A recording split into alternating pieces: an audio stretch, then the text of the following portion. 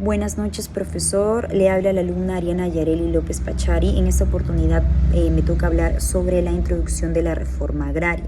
La reforma agraria desarrollada en el gobierno militar de Juan Velasco Alvarado desencadenó y constituyó el último capítulo de un proceso que se vino, en este caso, desarrollando al final del siglo XX. Se venía planteando la necesidad de una transformación profunda, para el cambio de la situación económica y social del campo, así como una transformación agraria.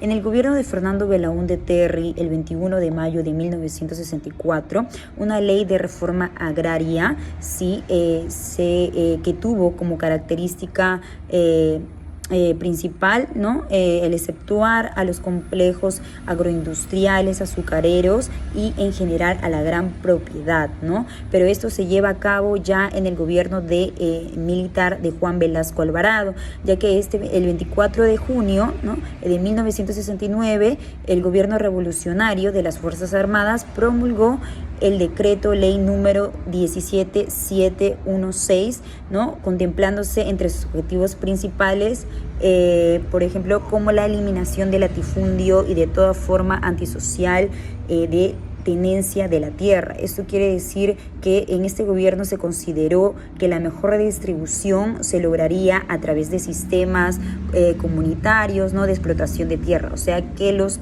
campesinos iban a ser dueños de sus tierras.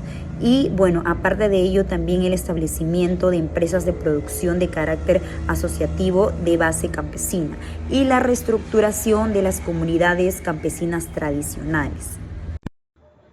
Buenas noches, profesor. Mi nombre es Yarixa Calle Prado y a continuación le daremos nuestro punto de vista del por qué estamos en contra de la reforma agraria en el aspecto político. Bien es cierto, Juan Velasco Alvarado inició su gobierno en 1968. Al año siguiente, en 1969, dio inicio al Plan de Reforma Agraria. En esencia, esta reforma eliminaría la propiedad privada sobre las tierras y daría así la administración y propiedad a las asociaciones campesinas.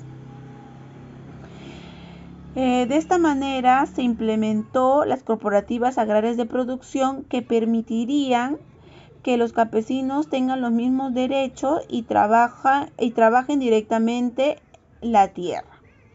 Con esta implementación se dice que aumentaría la producción agrícola, pero fue todo lo contrario, ya que esta ley que promulgó Juan Velasco Alvarado lo manejaba el Estado, y el Estado al mismo tiempo mentía a los campesinos y los explotaba para su propio beneficio. Así que llegaron a nada tanto el Estado como los campesinos.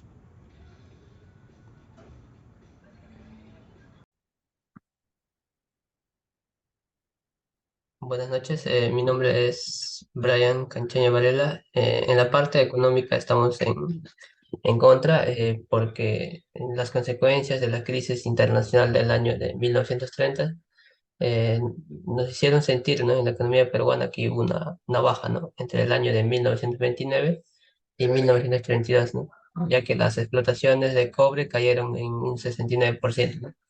También lo que es la lana en 50% y lo que es el algodón en un 42%, ¿no? Y además el azúcar en un 22%. Después, a finales de la caída, a final de la década de 1980, la economía peruana sufrió la crisis económica más severa de su etapa, ¿no? Después del periodo de la Guerra del Pacífico, en el espacio entre 1987 y 1990. Asimismo, el PBI real registró en ese entonces que tenía una caída acumulada del 25%, ¿no? Y para finalizar, en esa época hubo saqueos de la casa privada de Leguía por simpatizantes del golpe de Estado, ¿no?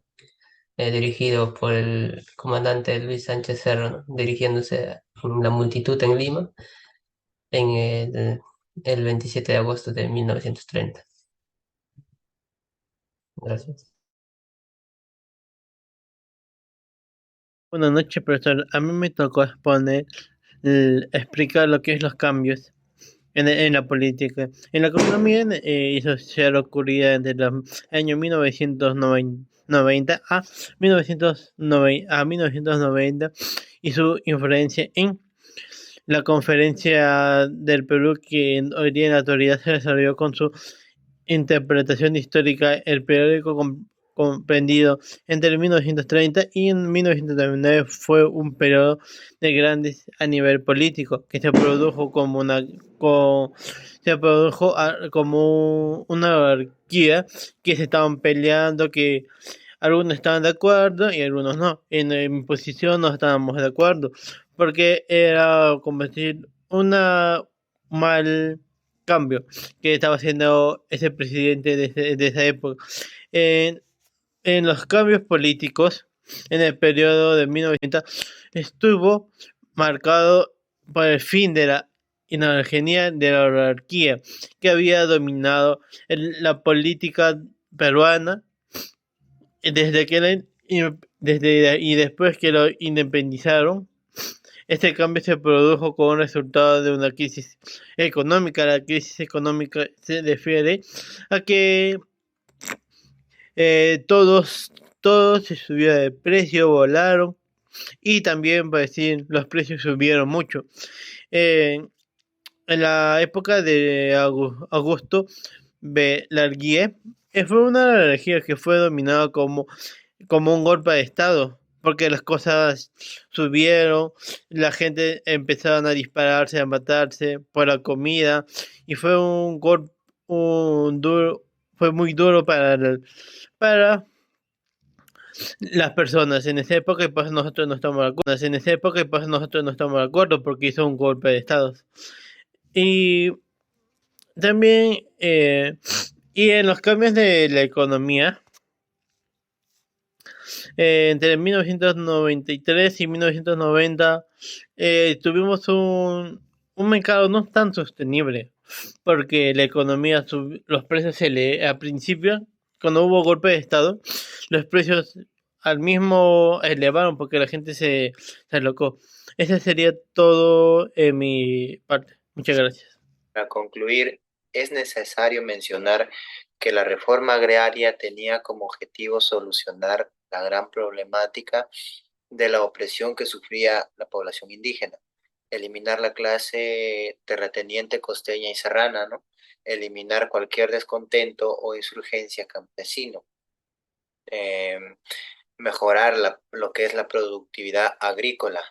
La ideología aplicada por el entonces presidente Juan Velasco Alvarado, donde buscaba siempre la igualdad, no fueron las correctas y por más que hubo buenas intenciones, al final de todo el plan resultó fallido. Como consecuencia de ello, surgieron nuevos problemas internos incontrolables. Una de ellas fueron las grandes migraciones internas, surgimiento de múltiples necesidades de la población indígena y lo peor, que el país cayó en una terrible crisis económica. Muchas gracias.